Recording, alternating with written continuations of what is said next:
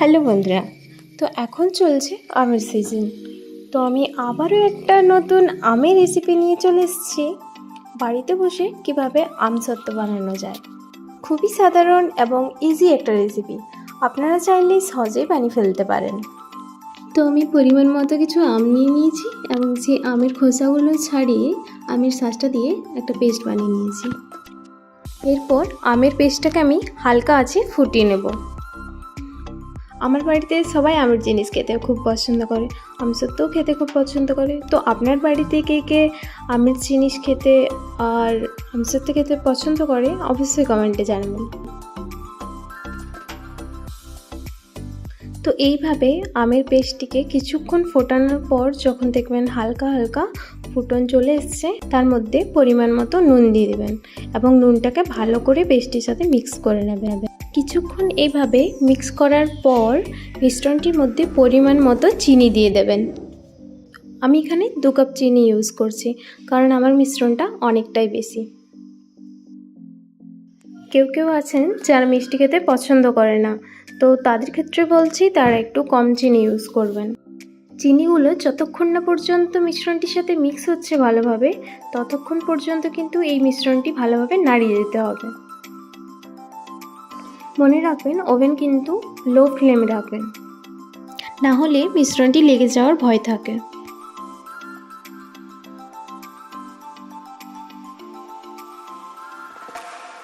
কিছুক্ষণ এভাবে নাড়িয়ে যাওয়ার পর দেখবেন মিশ্রণটির মধ্যে ফুটন শুরু হয়েছে।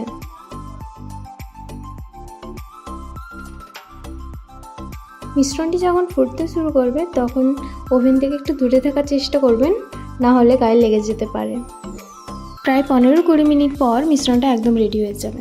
এই দেখুন, এখানে আমার আমসত্ত্ব বানানোর পুরো মিশ্রণটা একদম রেডি হয়ে গেছে। এবার আমি একটা প্লেট নিয়ে নিয়েছি এবং ওই প্লেটটাতে ভালোভাবে আমি তেল মাখিয়ে নেব। এরপর মিশ্রণটিকে আমি প্লেটের মধ্যে ঢেলে নেব।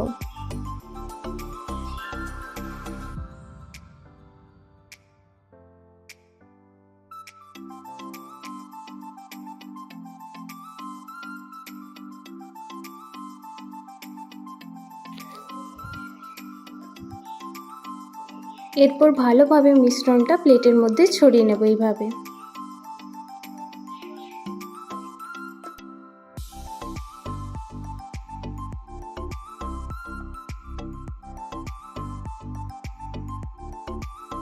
এরপর মিশ্রণটিকে আমি রোদে দিয়ে দেবো যাতে তাড়াতাড়ি শুকিয়ে যায়।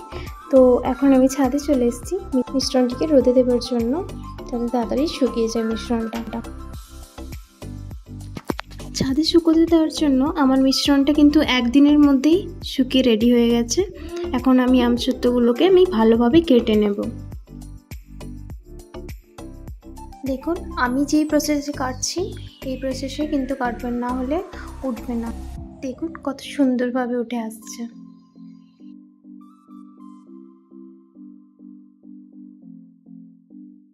এরপর আমি পিস পিস করে কেটে নেব আমসত্ত্বগুলোকে। আমসত্ত্বটিকে ভালোভাবে কেটে নেওয়ার পর এইভাবে রোল করে নেবেন, তাহলে দেখতেও খুব সুন্দর লাগবে।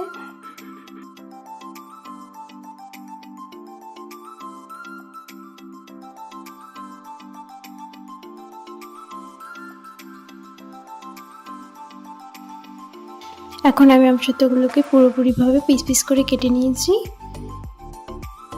যদি ভিডিওটি ভালো লেগে থাকে অবশ্যই like, comment, share and subscribe করে দেবেন এবং ভিডিওটি ওয়াচ করার জন্য থ্যাংক ইউ।